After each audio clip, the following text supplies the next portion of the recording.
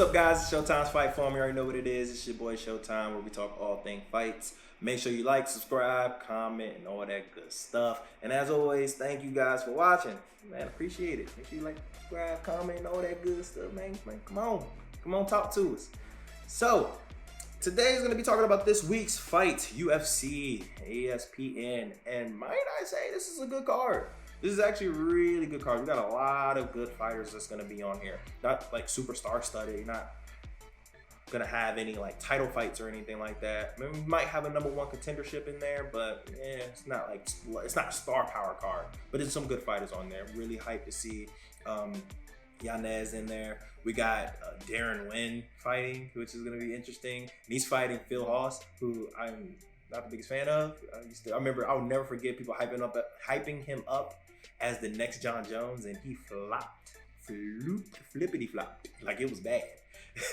So yeah, so I'm excited to talk about like a few of these fights. I'm not gonna talk about the whole entire card. I'm not gonna talk about the entire main card, but I will say this is a fight card that you should watch because it's gonna be fun.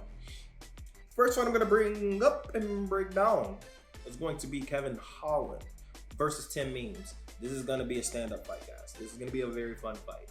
I cannot wait. Both guys are on somewhat winning streaks. We already know Kevin Holland went down to 170, fought Cowboy Oliveira, and I don't think he looked that great in my opinion. I think even he would admit that he didn't look that great. However, he got the job done and he got the finish, and at the end of the day, he does what he does.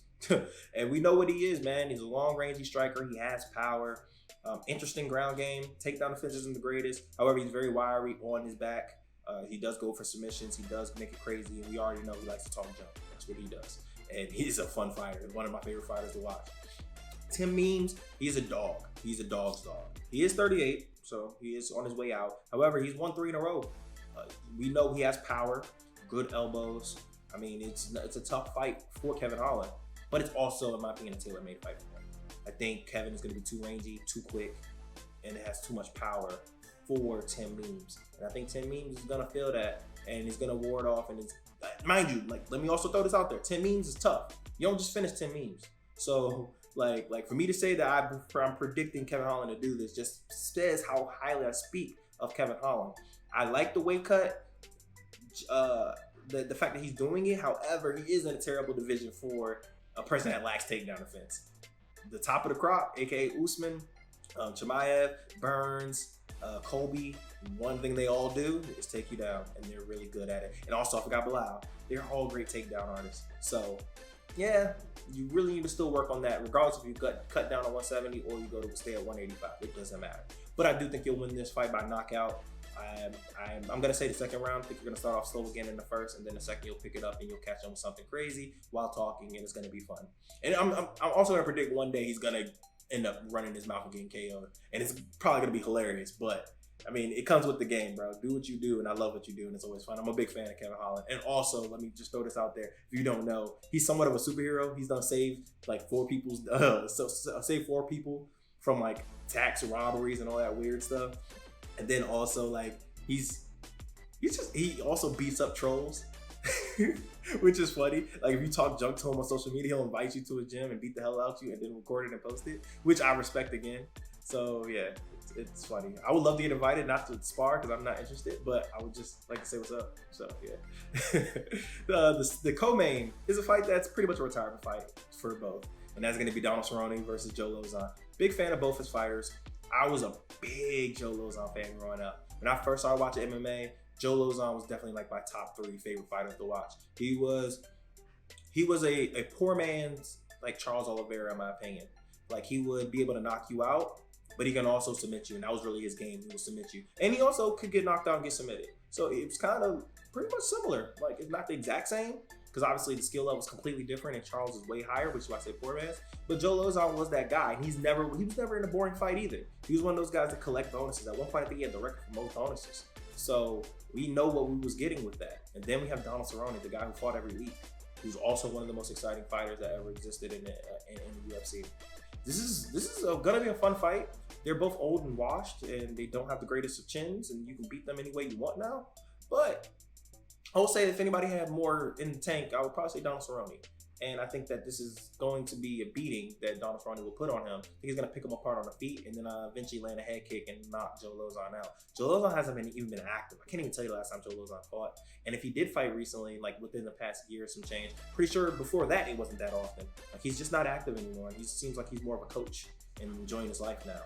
But big fan of both his fighters. I love Joe Lauzon. Like I said, I grew up watching him, and he was always a fun fight. And it's gonna suck, see these guys retire. These old dogs are getting old, man. These old dogs are retiring. Like Connor's eventually gonna retire. Like he's getting old, so it's crazy. But we still have new waves of fighters, and I'm really looking forward to it. Now the main event is a very, very fun fight. This fight has no choice but to be action-packed and nothing but fun.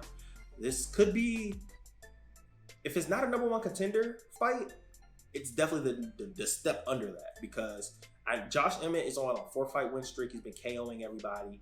He's powerful puncher. His last fight was not the greatest representation of who he is. However, we have to remember he came off of tearing both knees, and he was out for like 2 years or whatever. He was a little rusty, so we'll see how he looks in this fight. But then we also have Calvin Kattar, who looked phenomenal versus Giga.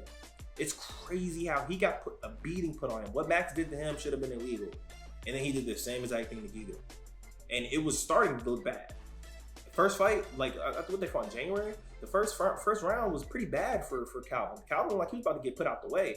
He adjusted and beat the living crap out of Giga. So, I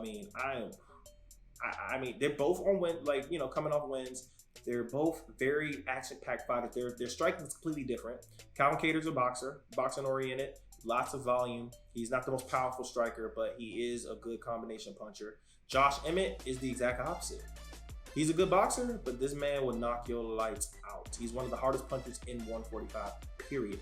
Pound for pound, honestly, he's still up there as one of the hardest punchers. He will knock you the freak out. What he did to Michael Johnson was ridiculous. People don't just do that to Michael Johnson. He snored him.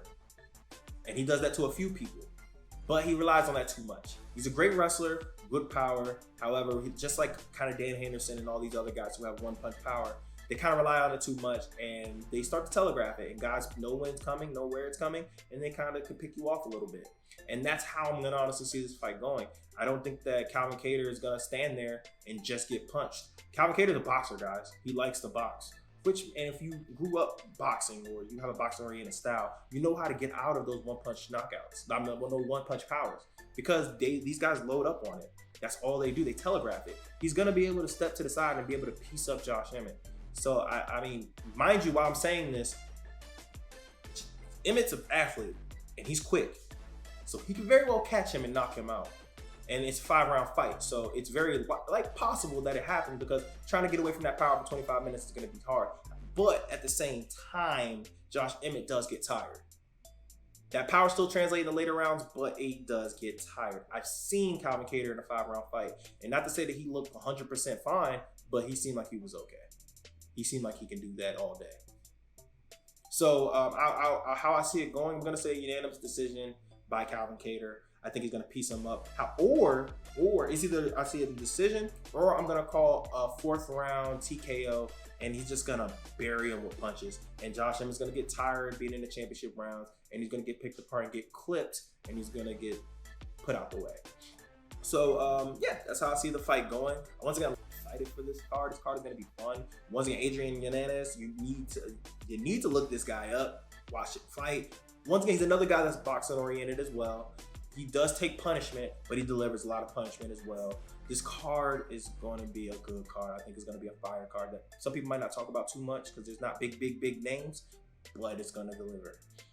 As always, like I said, this is Showtime signing us, and thank y'all for watching. You already know what it is, man. Make sure y'all be blessed.